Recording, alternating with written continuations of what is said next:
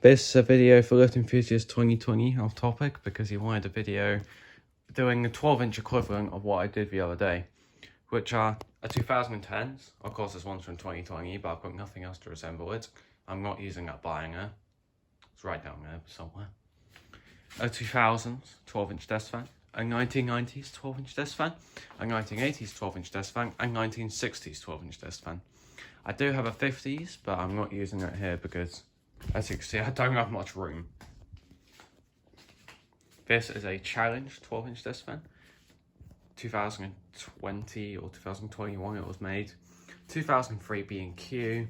1996 Blue Ice. Somewhere in the 80s Tatung and somewhere in the 60s Pifco Whirlwind. This one's got more metal in its 9-inch equivalent. But if we have a look at the blade pitch like we did last time, here's the pitch on the 60s model. It's got nice steep pitch. The 80s, also nice steep pitch. The 1990s also got pretty steep pitch as well. And then it starts to die off 2000s onwards. The pitch is alright on that fan. And the pitch just sucks on that.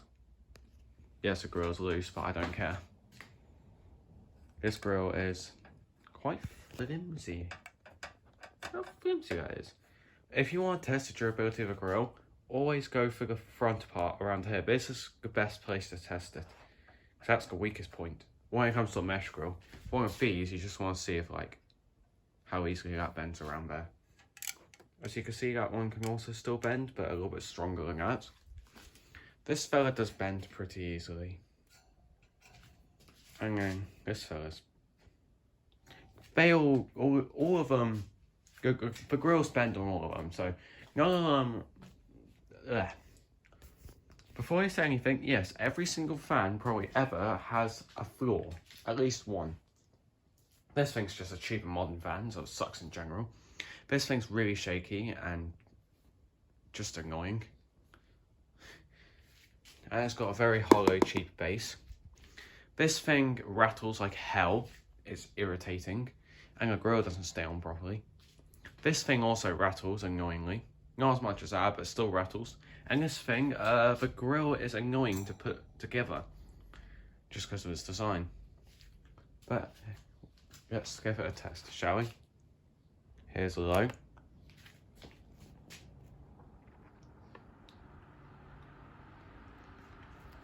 So you can see, not too noisy, but also not very powerful.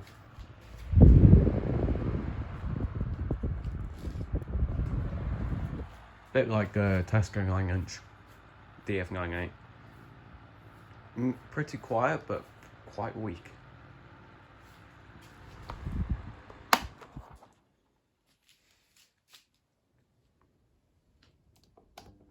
Here's low on the 2003 B&Q. Much more powerful, but also more noisier.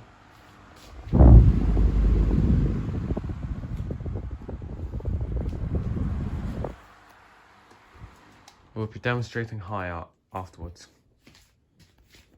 That one's actually got quite a good spin down. That one in the Whirlwind have the best spin downs, I think, out of here. Here's the 12-inch on. Here's the 1990s fan. Here. Grill's kind of messed up on this fan, sadly.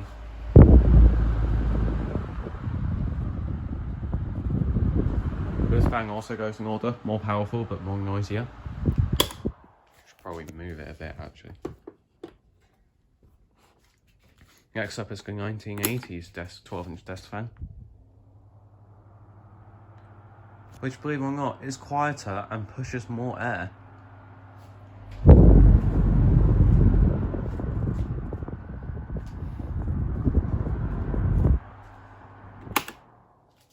And next up is the 1960s.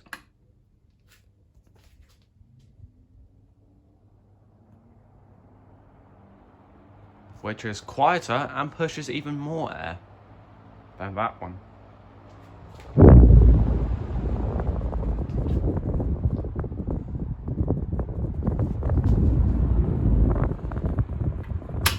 So for low, they also work like a 9-inch. As the older they get, the more powerful or the more air it pushes.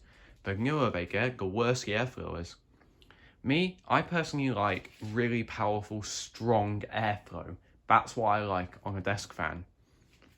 So to see something, so that's why I'm not the biggest fan of weaker fans, because I prefer strong airflow. That's why that's why I've used fans like this before, because they do provide strong airflow. But I got this fan before I got those two, believe it or not. How about high? Bit noisier, as always.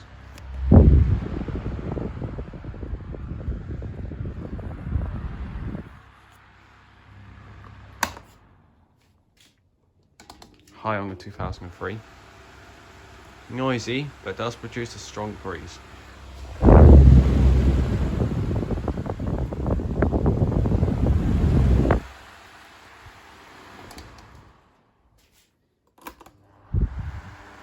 Also, very noisy, but also produces a strong breeze.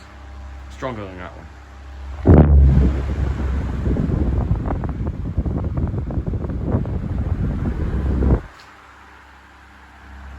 And it makes annoying noises.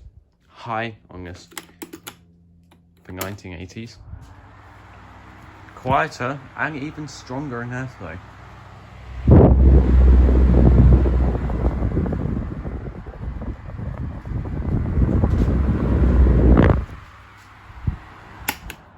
Next up, the 1960s 12-inch test fan.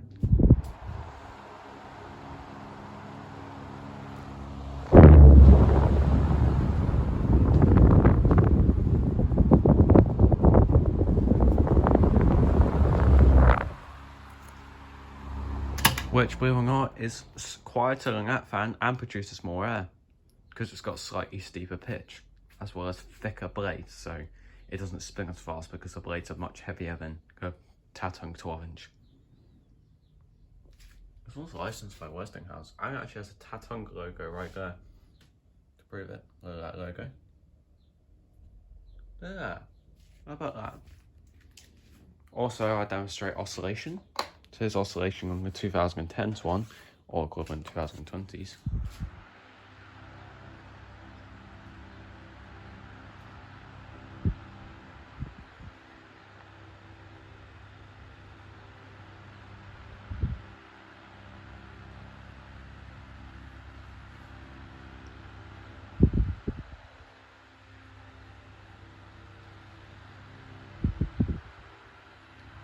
Pretty quick generic oscillation, as always.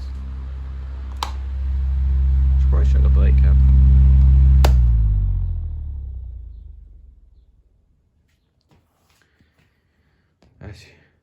There you go, that's the blade cap to that fan. Here's a 2003 B&Q, similar blade cap. Oscillation, high.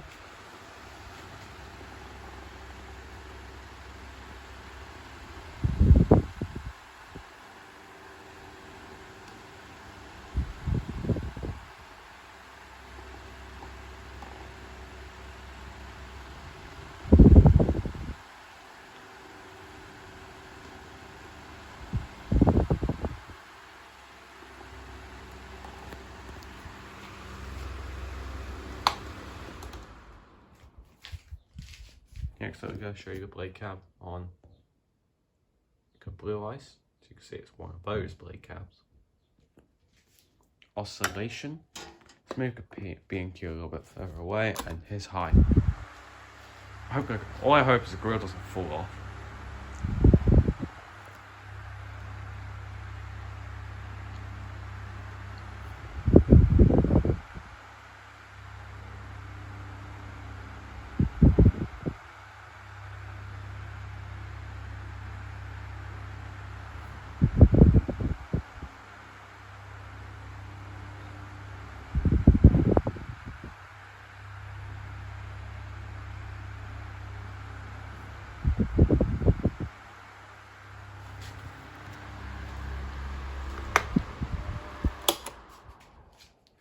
The 1980s was Tatung with oscillation on high.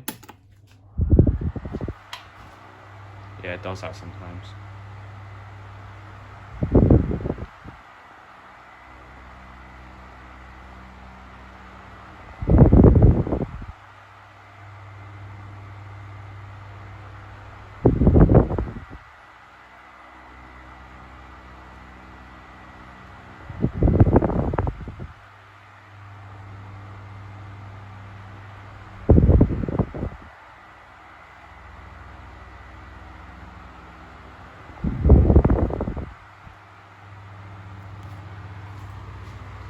Oh yeah, I forgot to show you the blade cap. Sorry. You can see the blade cap. Yeah, it's on painted as blade cap. Someone painted a fan, or at least the blades with it. That's the blade cap for you. It's the 1960s. You can see the blade cap right there. Funny enough, that blade cap doesn't do anything because if we turn the blade, it's held on by a screw. The blade cap's just there for decoration. I would demonstrate the oscillation with this fan, but as you might be able to see, the oscillation doesn't work. Well, I believe the mechanism does, but just something inside the mechanism is not working. Something has been misplaced inside here, and I don't know what. But as you can see, the oscillation mechanism does not work on this fan. I need to fix it. Even with that, before you say it's that arm, that missing arm right there, I don't know if I could demonstrate it, but yeah, right there is a oscillation arm. Before you say it's that, it's not. When the fan arrived, that arm was attached and it didn't oscillate still. But how you adjust your tilt adjustment, the most annoying ones are actually, this one's a clicky one. It's pretty self-explanatory. This one's the traditional that. Same with this one. This one's also the same as the modern day one, but clicks further up and down. And this one uses that. So I'd say the most annoying to adjust are this Pifico Whirlwind and these two SMCs. They're the most annoying. The Tatung, believe it or not, the modern day fans are actually much easier than 3 of them here. But the Tatung, in my opinion, is the best. When it comes to turning the head, of course the head turns on this easily, but that's because the oscillation mechanism is messed up. The head on this turns up really smoothly, requires like no force whatsoever to turn. This one is just tight and yeah, it's tough adjusting the head. This one is annoying, and same with this one.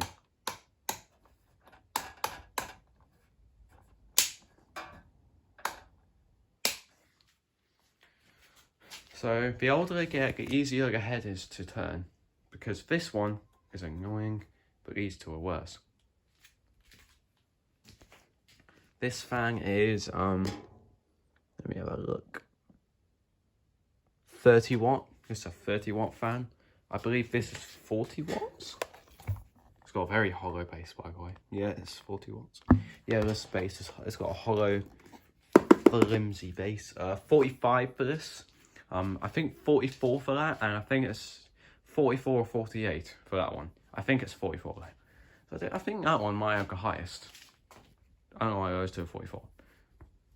I just wanted to point that out. How I'd recommend them? In the same way as the 9-inch, I recommend that one the most and that one the least, because that is a massive. This one's just terrible. This is a terrible fan. It's also got a very loud clicking adjustment. Try and demonstrate this one. The clicking adjustment is significantly quieter, but you can still hear it. So I'd go for that one, but this one's not easy to find. So I'll say go for the 12-inch Tatung. Very good quality fan. Even if the base does start to become brittle due to age. And if you can't get one of those, go for one of these. Because these are, I'll say these fans, the 2000s ones are terrible. I wouldn't go for them. But the 90s ones are alright. I'd say go for one of these if you can't, if you have, or your budget, I'm going to rephrase them. I only go for these fans if you have very little budget to get a desk fan, because these are a similar price to a modern day fan, but they're way better than a modern day fan. These are just the 2000s versions of SMCs are just worse versions of the 90s. They really are just a worse version of the 90s, they really are. This one's got a dial on the back for some reason. It's the only one here with a dial on the back, actually. The problem is the only, like, 2000s equivalent 12-inch fans I had to have Tesco 9-inch had dials on the back. We get one being all the way down there, being at Duracraft, also has a dial on the back. So I couldn't do anything about that. This one's the cheapest and flimsiest. No surprise there. Very cheap, very flimsy, and very unreliable. Wouldn't last you long. This one is significantly more reliable, but still quite flimsy and cheap. This one slightly better and slightly more reliable, I would assume. But yeah, this one, I imagine, the blades on this one are messed up. I imagine this one could last you quite a lot of years. I imagine this one would go on for a while.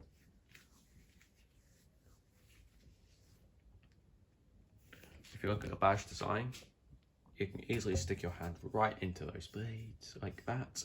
You can stick it in through a massive hole behind there, or you can stick it in just through the grill very easily. This is the badge, also pretty nice design. You can touch the blades with your pinky finger. This thing, the badge is just getting more and more generic. It went from this simple design, got a bit more complicated with that. Then it goes a bit more simple with just wavy lines, insert logo here. This one doesn't have a logo, but exactly the same. And this one's just plain right out boring. Like, I really could have done that a bit better. Oh well. Probably had enough of me rambling on. So, actually, let's run them all at once on medium.